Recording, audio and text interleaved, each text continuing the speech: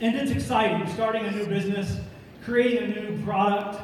You're an inventor, or you're creating this amazing atmosphere. You're going to change the world. You've got a vision. You're working hard for it. But there's something that happens between the very beginning, that euphoric, exciting new business, and the blissful end and the vision that you have in mind. There's a big gap between the two, and it's the messy middle.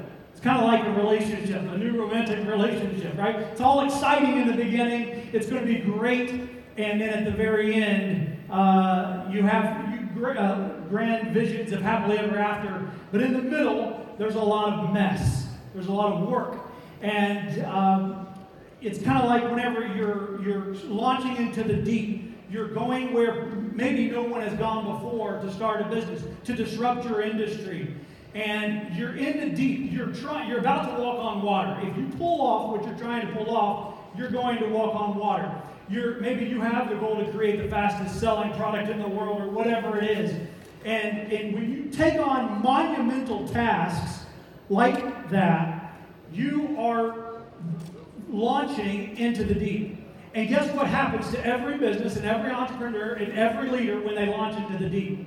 At some point in that messy middle, they start to sink. They start to sink. All of a sudden, creditors are calling. Bills are due. There's a problem and a disruption in the supply chain and with the manufacturer. There's a trade war. Or in a case that I had to deal with at the Hoverboard company, over 300 Chinese manufacturers knocking off our hoverboard, and there were hoverboards catching fire, and I was the one having to answer for other people's hoverboards catching fire. Problems. And to create the fastest selling product in the world, there are two things I'm going to give you so that you can successfully manage the messy middle. Because that's going to determine if you make it or not. Number one, handling crisis. Your ability to handle crisis will determine your level of success as a leader or running your company or your business. I remember not only at the Hoverboard company, of course, having the dealing with a lot of competition and separating between what was the patented hoverboard and the rest of them. But I also woke up to alerts on a daily basis for about 2 months where we were banned from this airline, banned from this campus, banned from this section, or we banned from this airline and that educational institution. And I had a grand vision for almost like an iPhone. I would have a Hoverboard 2.0, 3.0, 4.0, Hoverboard X. Reinventing the personal transportation category.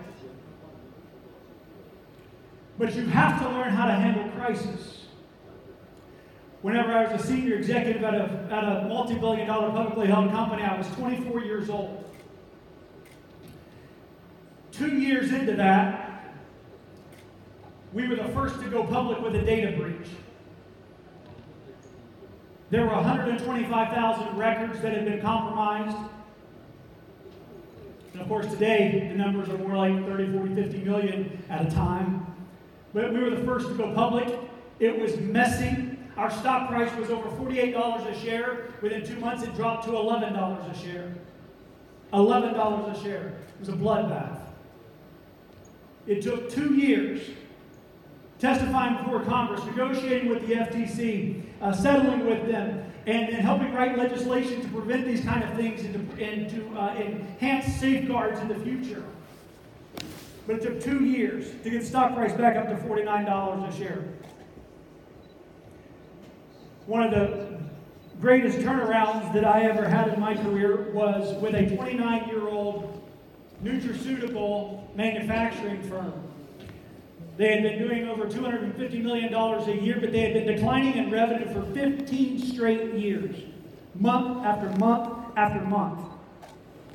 They should not have even been in business after that much time of continuing decline. But we did a 90-day race in that company, and we had their first growth month in 90 days. What I'm telling you is if you have to learn how to handle crisis, you have to learn how to handle immense pressure, you have to control your emotions, you have to control your thoughts in your mind, and what causes everybody else to fear or to respond, you have to be able to be calm, you have to be able to process, you have to be able to rationally think through, you have to have vision and be able to see past what everybody else sees if you want to create the fastest selling product in the world. The second mess that you're going to have to clean up and work with to create the fastest selling product in the world is to create growth. You've got to handle crisis and you have to create growth. In 1998, I did a 90-day race, made several $1 million, starting with nothing as an 18-year-old in college. In 2004, I did a 90-day race and became the senior executive at the multi-billion-dollar publicly held company. In 2006, I did the 90-day race again to take the stock price from $48 or from $11 a share to $49 a share. In 2007, did a 90-day race at a technology company that was only doing $2.7 million, and we took it to $44 million in 22 months. In 2010 is when I did the 90-day race that turned the nutraceutical manufacturing company around, had their first growth month in 15 years. In 2012, I did a 90-day race and came 33 votes shy of winning a Senate seat. In 2015, I did the 90-day race to create the fastest selling product, or became the CEO of the fastest selling product in the world, the Hoverboard. And then in 2016, did a 90-day race and started the CEO cruise for entrepreneurs, and we have entrepreneurs from over 6 countries now that come on that semi-annual cruise. Every major accomplishment I've ever had came as a result of a 90-day race. And I'm going to give you 3 reasons why. Number 1, success likes speed. Success likes speed. It's kind of like an airplane. If the airplane just taxis and stays at that speed, it can be taxiing for days and never get off the ground. Won't ever get off the ground. It takes that initial burst of energy in order to take off. The problem with most companies, the problem with most entrepreneurs is you're working hard. You're grinding it out. But you're never getting the plane in the air. You're never taking it to where you could take it. Because you haven't done a 90-day race. You haven't taken that initial impact of what it takes to create the fastest selling product in the world. You have to do that. There is not a world leader, there is not a successful athlete that I've ever worked with that did not do a 90-day race to get to where they were. Because success likes speed. Success likes speed. It follows the laws of nature. Seasons. Summer, fall, winter, spring. These are 90-day increments. World militaries send their young people into training camps that usually last an initial 90-day period. In business, we manage our businesses on a quarterly basis because success likes speed. You can accomplish more in 90 days than years of grinding it out, and you still never get to where you want to be. The second step in the 90-day race and to create growth is to take massive action. You must take massive action.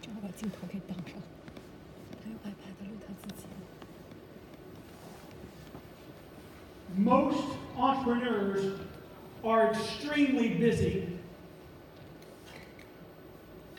on trivial matters. Now they're necessary, but they're trivial. And they should be focusing on the critical few, not the trivial many. The challenge that most leaders have is distinguishing between the critical few and the trivial many. If I looked at your calendar and I wrote out everything that you've done for the last month, I can see a very busy list. But I promise you, that there are only 2 or 3 things in your business and in your company that will determine if you create the fastest selling product in the world. There's only 2 or 3 things. So the question is, where are you spending your time? And most people that do not have that global presence, it's because they're spending time on the wrong things. Good things, necessary things, right things, just not the critical few. Not the 2 to 3 things that are going to get the plane off the runway. You must take massive action. The third step in a 90-day race, and to help create the growth and propel the growth, is to create a pattern disrupt. Create a pattern disrupt in your life and in your business. See, a pattern disrupt allows you to think and operate at a different level, at a higher level. The only reason companies fail is broken focus. And a pattern disrupt will help you focus. It's kind of like the sun. The sun produces billions of kilowatts every single day. But we walk out in the sun and we're not consumed because they are spread apart. They're spread around. But if you take just a few kilowatts and you focus them, they become a laser that is powerful enough to cut through steel. The problem is there's not enough focus in your life or in your company. Distracted. A lot of distractions. One of the biggest challenges of a leader is to discern between not right or wrong or good or bad, but between better and best. What is the highest and best use of my time at this moment? See, when you are focused as a leader, it creates clarity, a clarity of vision. And vision is what's going to propel you. It's what's going to make you a more effective communicator, a more effective leader. In fact, vision keeps you from wanting more. Because wanting more is not vision, it's just greed. August 17th, 2007. I was in Orlando, Florida, and it was pouring down rain. I had my daughters, 2 daughters were flying out, leaving town the next day. So we were going to spend the evening together.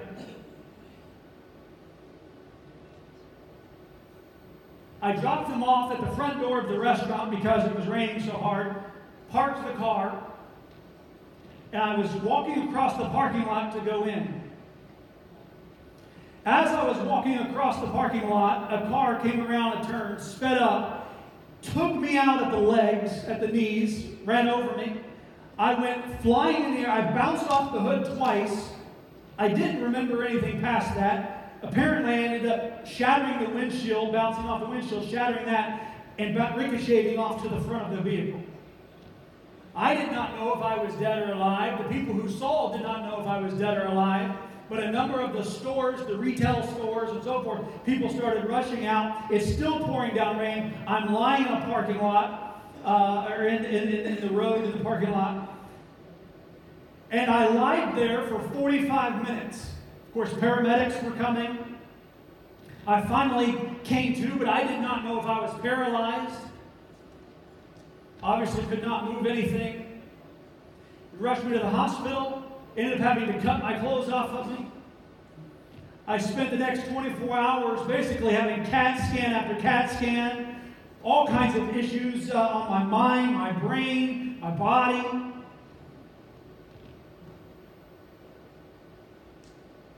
And I'm telling you, in those moments, you get a lot of clarity. You get a lot of vision. You know, in business around the world, everyone's saying, find your why, find your why. Are you kidding me? Your why is nice, it's sweet, it's cute. But you will not change the world until you go beyond your why and find your purpose and find your calling. That's when you will change the world. That's when you will make a difference. It was in those moments and the following recovery time that I had where I made a lot of, just more than ever, a determination and a commitment to live for something beyond profit, live for something beyond revenue, live for something beyond accomplishments, beyond achievement, beyond success. Literally finding my higher purpose, finding my calling. It's too generic for you to want your company to change the world, to make a difference. That's too generic. You won't ever do it with that being the goal.